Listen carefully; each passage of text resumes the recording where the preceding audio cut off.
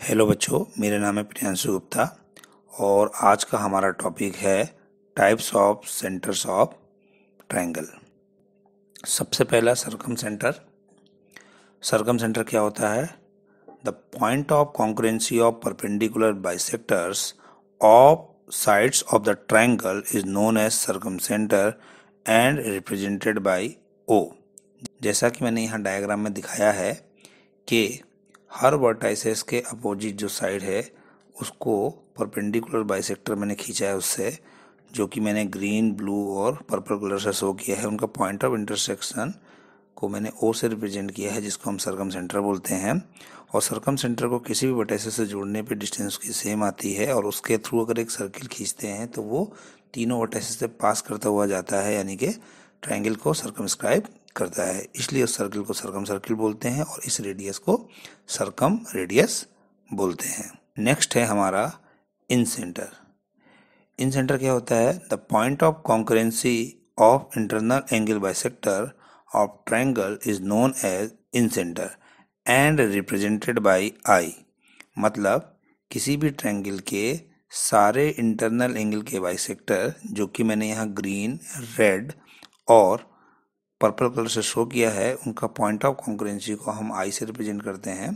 और आई से हम किसी भी साइड पे अगर परपेंडिकुलर डिस्टेंस खींचते हैं तो वो सेम आती है, जिसको हम स्मॉल आर बोल रहे हैं। ठीक है। और वो जो सर्किल बन के आता है वो सर्किल तीनों साइड को इंटरनली टच करता है, इसलिए उस हम सर्किल को इन सर्कल बोलते हैं और उसकी रेडियस को इन रेडियस बोलते हैं। जैसा कि यहाँ मैंने ब्लू कलर से लिखा हुआ है, रेड कलर से लिखा हुआ है, और आर को हम बोलते हैं इन रेडियस। नेक्स्ट टॉपिक है हमारा एक्स सेंटर्स। एक्स सेंटर क्या होता है? The point of concurrency of one internal angle bisector and other two external angle bisectors of triangle is known as excentre and represented by I1, I2, I3 respectively with respect to ABC। यानी कि किसी भी triangle में ए अगर internal angle ले रहे हैं और बी और सी के एक्सटर्नल एंगल का बाइसेक्टर्स ले रहे हैं, जो कि मैंने यहाँ पर रेड, ब्लू और ग्रीन कलर से रिप्रेजेंट किया है, तो ए के अपोजिट है इसलिए उसका नाम I1 होगा। अगर बी के अपोजिट होगा सिमिलरली उसका नाम I2 होगा, और सी के अपोजिट होगा तो उसका नाम I3 होगा। तो I1 को सेंटर समझ के अगर हम एक सर्कल खींचते हैं जो कि तीनों साइड से सेम परपेंडिकुलर डिस्टेंस है, तो उस सर्किल को हम बोलते हैं एक्स सर्किल और उसकी रेडियस को बोलते हैं एक्स रेडियस। तो जब हम तीनों रेडियस को एक साथ बोलते हैं तो हम उसको एक्स रेडियाई बोलते हैं। नेक्स्ट है हमारा सेंट्रॉइड। सेंट्रॉइड क्या होता है? The point of concurrency of medians of triangle is known as centroid and represented by ji.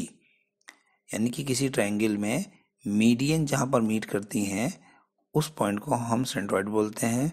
Centroid median को हमेशा 2:1 के रेशियो में डिवाइड करता है थ्रू वर्टाइसेस। तो यहाँ मैंने रिप्रेजेंट किया है AG:GD, BG:GE, CG:GF is equal to 2:1। Orthocentre. Orthocentre क्या होता है? The point of concurrency of altitudes of triangle is known as orthocentre and represented by H। तो यहाँ पर मैंने रेड कलर से एक एल्टीट्यूड बनाई है जो A से BC पर एल्टीट्यूड है। ठीक है। एल्टीट्यूड क्या होती है कि एक लाइन जो कि किसी वर्टाइसेस से पास होती है लेकिन अपोजिट साइड पर 90 डिग्री का एंगल मेंशन करती है। तो यहाँ पर मैंने रेड, ब्लू और ग्रीन कलर से एल्टीट्यूड्स बनाए हैं। उनका पॉइंट ऑफ कॉन्करेंसी जो है उसको H से रिप्रेजेंट किया, उसी को हम ऑर्थो सेंटर बोलते हैं। यानी कि जो AD है वो BC के परपेंडिकुलर है, जो BE है वो AC के परपेंडिकुलर है, और जो CF है वो AB के परपेंडिकुलर है। Now the properties of centres.